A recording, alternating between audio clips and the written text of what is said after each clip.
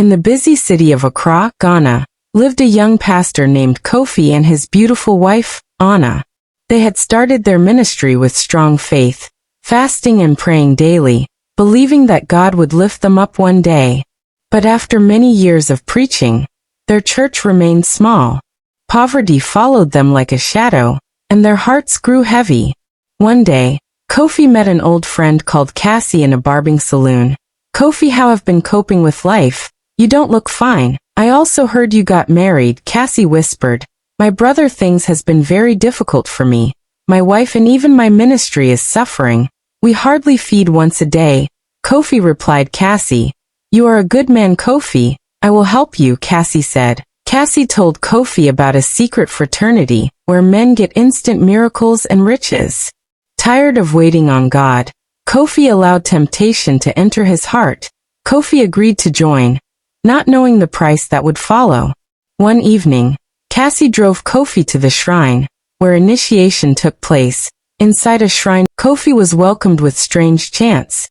The fraternity priest told him that if he wanted power, he must sacrifice something dear. They demanded his manhood in exchange for the ability to perform miracles and become a popular pastor in the city. Desperate, Kofi agreed, and the covenant was sealed with blood. From that night, Kofi was warned, "Never touch your wife or any other woman again, or you will lose everything." The priest whispered. Though it broke Kofi's heart, he kept quiet. Soon after, Kofi's church exploded with members. People trooped in daily to see the miracles he performed. Money poured in like rain, and the couple became very rich. Kofi built houses, bought cars, and stood on pulpits as if he was a god. After few months, Anna observed the continuous rejection of her sexual advances towards her husband. One night she sat Kofi down for a conversation in their sitting room. "My love, we have all the money now. We live in a big mansion. But yet I am not satisfied. I needs the cry of baby." The church, people have started asking questions why the wife of a miracle worker can't bear her own children, Anna whispered. "We will have our own children when it's time," Kofi replied, smiling. One evening, frustrated Anna went to visit an old woman who sold herbs at the roadside close to her house. The moment the old woman saw Anna, she looked at her and said, "Your husband carries a secret fire that is killing your home." Anna wept bitterly and told the woman everything she had been passing through. The old woman warned her, "If you ever sleep with him, his power will vanish." Anna returned home, her heart torn. She loved her husband, but she wanted him back. Not the prophet, not the miracle worker, but the lovely man she married. That night, she made a dangerous decision. She bought sleeping pills from a nearby pharmacy and planned to use them on Kofi. Kofi came home from a revival crusade, tired and hungry. Anna served him his favorite fufu and groundnut soup, but the food carried an hidden sleeping portion. Within minutes, Kofi's eyes grew heavy, and he fell into a deep slumber.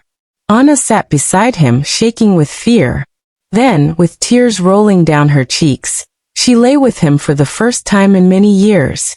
In that moment, the covenant was broken, though she did not yet know the calamity that would follow. The next morning, Kofi rose and went to church, wearing a nice suit as usual. But something strange happened in church that morning. When he stretched his hands to pray for the sick, nothing happened. No blind eyes was opened, no lame walked. The people began to murmur, wondering why the prophet's power was silent. Days passed, and his wealth began to vanish mysteriously. His cars broke down, his houses caught fire, and his money melted like wax. Kofi returned to the same shrine where it all began, to ask questions, but when he got there the priest laughed and said, "You were told not to touch any woman, but you disobeyed. The spirits do not forgive. Once power is gone, it is gone forever." The doors of mercy were closed. Kofi had no other option than to go back and face the consequences. Soon, the city of Accra laughed at the once popular prophet. His church became empty, and members ran away. Anna regretted her action, but it was too late. She had wanted her husband back. She confessed to Kofi, "My Iov, I have forgiven you.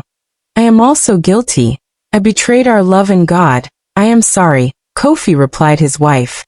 With nothing left, Kofi and Anna left Accra and went back to the village, living in shame and poverty.